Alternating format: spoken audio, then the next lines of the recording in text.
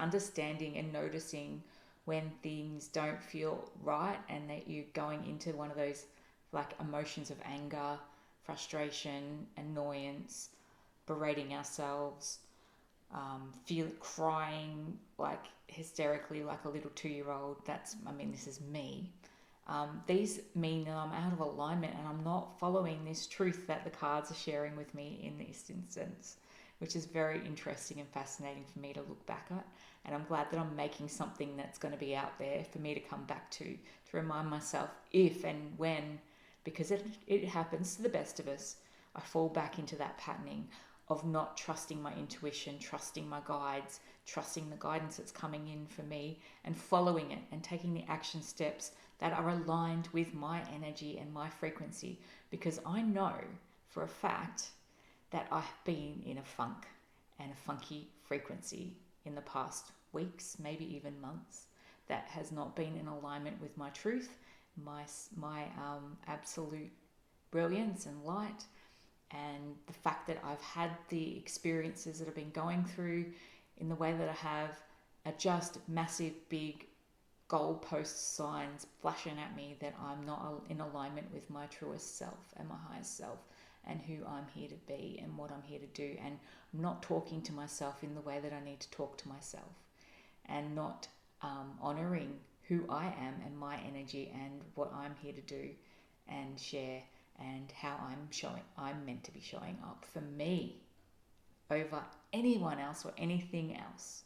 It comes down to what's right for me, or if it's you working through your stuff, what's right for you.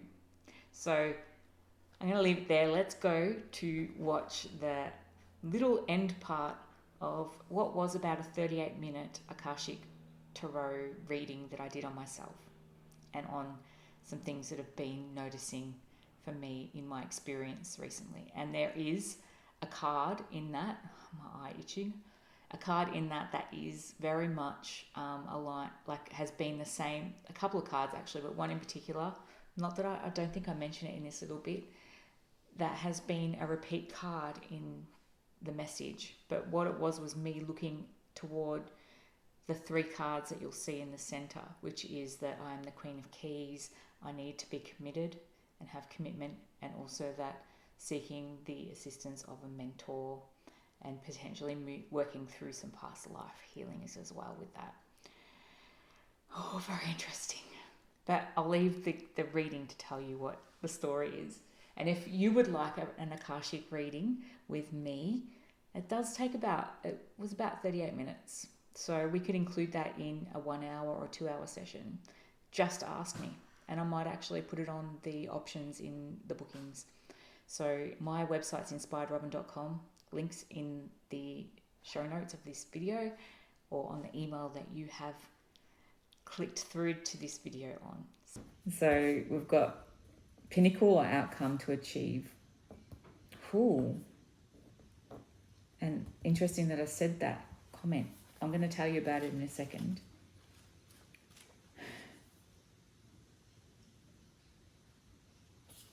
Because it seems like a caged in kind of. Caged in. So we've got card number 16. Caught in the ruins. I'm curious, upright, to see what that means, because it's probably the darkest card in all of this from what I'm looking at here. But then there's light around it. But it seems caged in, trapped, feeling stuck, trapped. I'm curious what the card message is.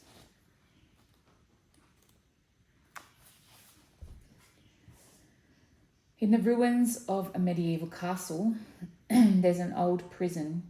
The bars are still intact, but there is no roof over the room, and the vines grow over the stones. This gives me the analogy of, you know, the fish in the bowl, or the trapped. Yeah. Like you think you're stuck, but you're not. A man and woman are inside, seated on old stools. A beautiful green forest grows to the left, while the castle ruins extend to the right. This card shows a dark or difficult situation that seems to have you trapped. It could be a hurtful, empty relationship, an unhappy or stultifying job, a behavioral or actual addiction, or even a negative sabotaging belief system. It has held you captive for some time and may have even begun in some past life. It's funny because I've been thinking about past life regression today. But there is a way out, as there always has been. It just takes some effort and determination, commitment on your part.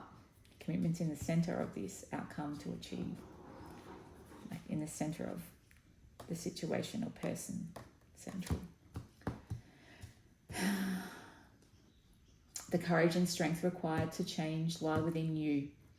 You must change each faulty belief and, oh, this is doing my head, and every sabotaging choice as they happen. If you do nothing, you'll perpetuate your attachment to this dark situation. Like the crumbling castle, negative choices could stand for a long time to come. Don't let the ruins of your past ruin your future. You have the power to climb out now. And what's the Akashic force? Think of the one thing in your life that holds you back and sabotages your success and joy. It may feel like a dark prison, but you already have the key. Fill yourself up with love and self-honoring. All of the cards are telling me to do that. And see yourself taking your next step to freedom. So if I don't follow the guidance here, this is what it's saying. If I don't follow this guidance, then I won't get out of this caught in the ruins cage. So in order to get out, I need to take the advice of the cards in the Akashic and work on my divine gifts, my healing gifts, my psychic gifts, my mediumship. Work on the intuition and work with the intuition. Let it shine. And in this, be honoring myself by doing so. Now, still the up in the air card still. That's the trust. There's unknown elements, situations up in the air to come down to earth. Intuition is also part of clearing that and understanding that. The control aspect of setting my course and following that I am, and acknowledging that I am the Queen of Keys. I am the key to greater financial independence and increased authority. And I can be on top of my castle, looking at the view and holding the answers in my hand, in my book of tools, in my parcel of tools. But it will take commitment to honouring all of this in the light that it is, with the roses and the beauty of it, as well as employing a mentor to assist me instead of feeling like I need to do it all on my own. There is a light in asking for help and in employing help, because if I want to be this for others, I need to have this too. I need to clear